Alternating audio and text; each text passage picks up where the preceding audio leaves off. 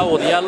waxaynu idinkala soo hadlaynaa markiiska weynaa Allah u naxariistay Sheekh Aadan Dheere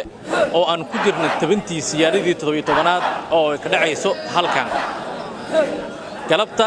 sida u jeedaan goobta waxaa ku sugan dariiqada Axmediyada gaar ahaan Saalixiya Rashiidiya sidaan hore idinku soo tabinay halkan waxaa yimid dariiqada Axmediyada gaar ahaan Raxmaaniya sidoo kale halkan waxaa yimid dariiqada Qaadiriyada gaar ahaan Uweysiya wayna socod doontaa siyaaradan ilaa bishan ay ka dhamaanayso insha Allah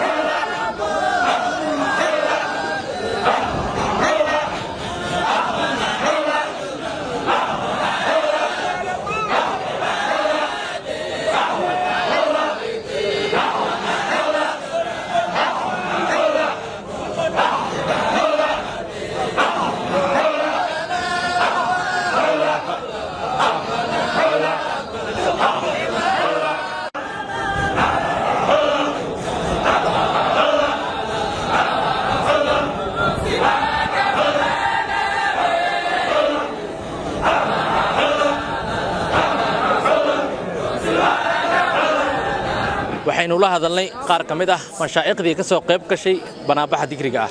waxaanu ka soo qayb galnay ziyaaradii sheekheeni jaliilka ah ee cadiimka ahaa aba Sheekh Aadan Dheere rahimahullahu ta'ala maqaamkiisa darajadiisa Allah ziyaadeeya ayaanu ka soo qayb galnay sayidka ayaa ma sha Allah khayr Allah si sabab noogu noqday oo na soo xaadiriyay imaashadeena sayidka u sababa ziyaaradan waa ziyaaro oo sanawi ah oo sanadkii mar la dhigo oo macruuf ah waxa ka soo qayb galo dariiqooyinka kala duwan sida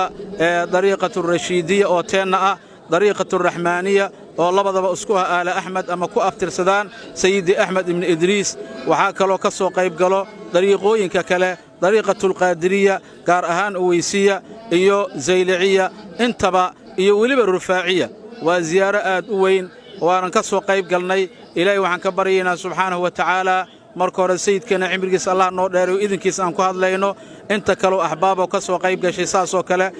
waxa aan halmaameynuna xasuusanahay sheekheena Sheekh Cabdirazaaq oo gogasha sabab u noqday khayr Allah siiyo inaan ka soo qayb galnana sabab u noqday waxaan leenahay xafiidahu Allah ta'ala wa jazaahu Allah khayran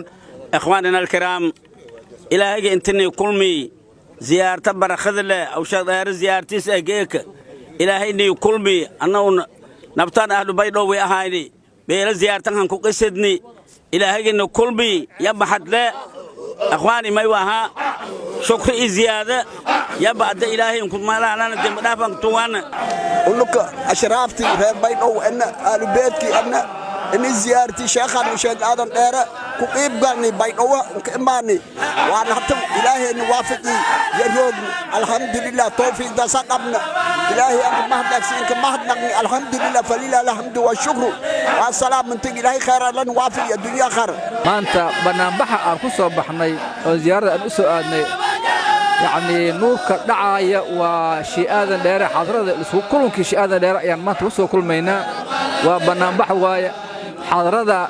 وقلبت بالله بتعاون وتردينا إن سيسعد ردينا إن شاء الله شيخ الله كثوابيو مخلصين الله جرسيو صالحين الله جرسيو سادام عبد الله سياد شبكة المتحابون في الله مركز كوين شيخ آذن ديرة مقالة مقدشو